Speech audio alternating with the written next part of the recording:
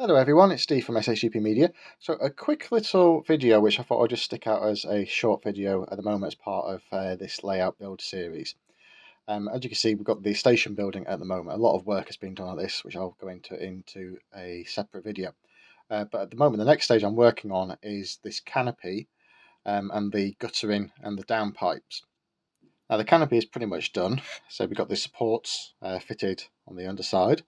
The bit that I need to do now is the roof part of the canopy. Now on the preserve railways, I'll put up some images on the screen now of some of the different styles you generally see, but basically it's corrugated metalwork which goes on the top, and then the channels within the metalwork help funnel the rainwater down into the gutter at the front. Now I debated whether or not to use the wet and dry sandpaper method to replicate felt on the top, but I couldn't see any images of any station buildings having used that. Hence, I had to go down this corrugated iron route. Now, the problem is, I don't have any of that in my stash of bits and pieces. It's generally not a look I tend to like, and it's not on the buildings or anything I was intending the building was to use corrugated metalwork. So I basically found two options. I can either pay for it, as different qualities. You get the plastic ones, things like from Will's kits and stuff. They can be quite thick, and having done a little bit of research on it, people were making like comments saying about how thick it is. And then a lot of people were making their own using jigs.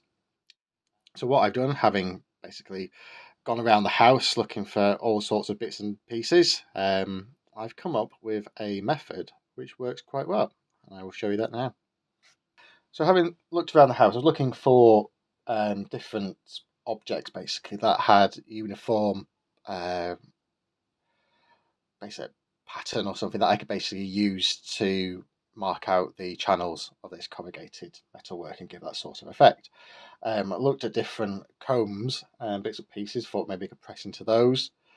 The problem with a lot of the combs is obviously the teeth thickness changes, particularly say on this comb here.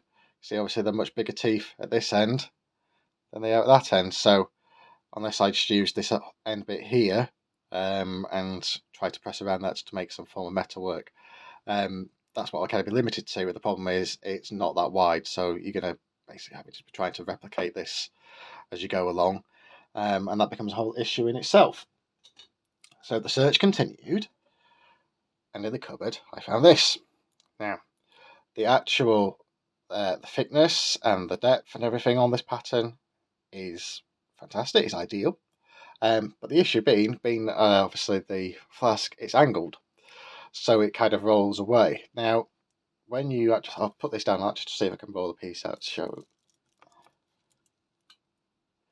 That failed miserably.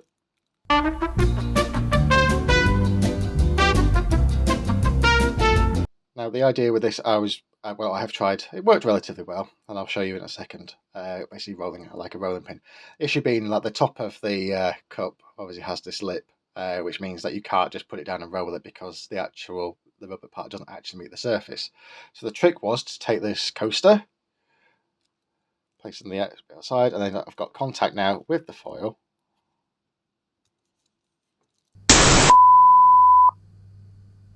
So we'll try this out with a foil, and it was okay. It wasn't amazing, but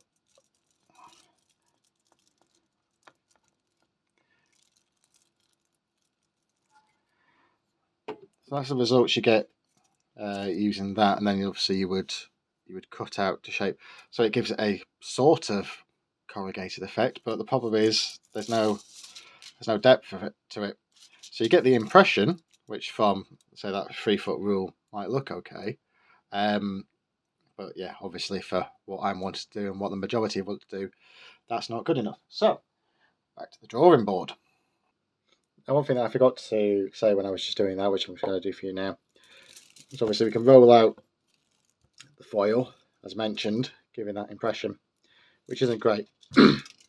But if I didn't have other jigs to hand, you can, just using your finger and nail, trace the grooves within the foil.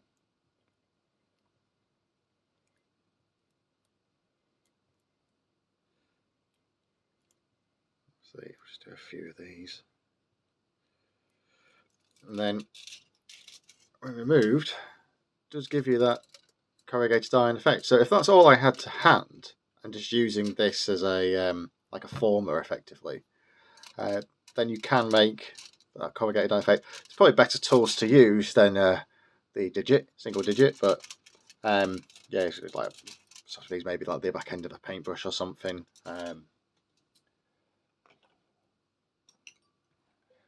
For example, that fits into the grooves much better. You get a much more rounded result of that. That's, rather than just start, let's show.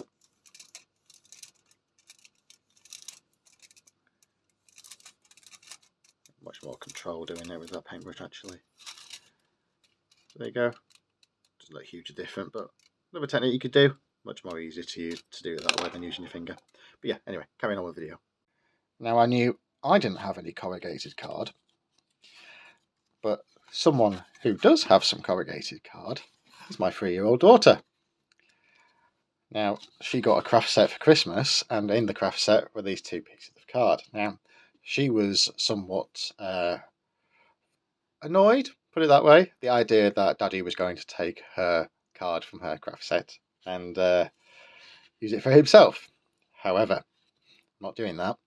I'm going to use this as a jig. Because I've got the 2 pieces, you can lay them, say, back to back in the channel, and this becomes your jig, and you place the foil on the inside. So I'm going to use the same piece of foil because it won't matter. Placing down the jig.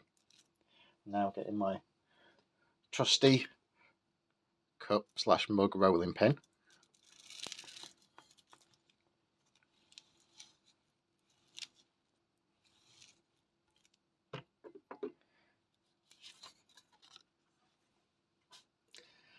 I'm sure you'll agree, that certainly looks the part.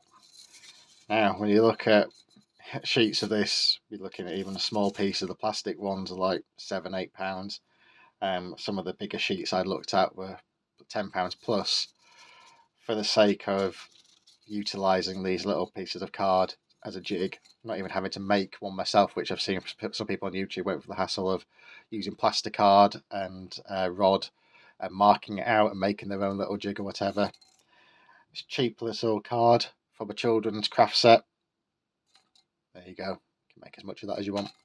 So yeah, the next thing will be to obviously cut this out, because the trick is with this is you cut out the piece of foil to size for what you're going to need and then roll it out. If you try and cut it afterwards, sometimes it's easier to show than it is to try and explain. Do this one-handed.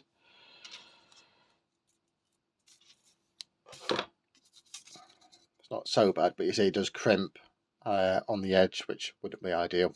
So yeah, cut that to size before you go and roll it out and press it out, and you should all be good to go. So there you go, short little video. Hope you enjoyed. Any questions, let me know. But until next time, thanks for watching, and goodbye for now.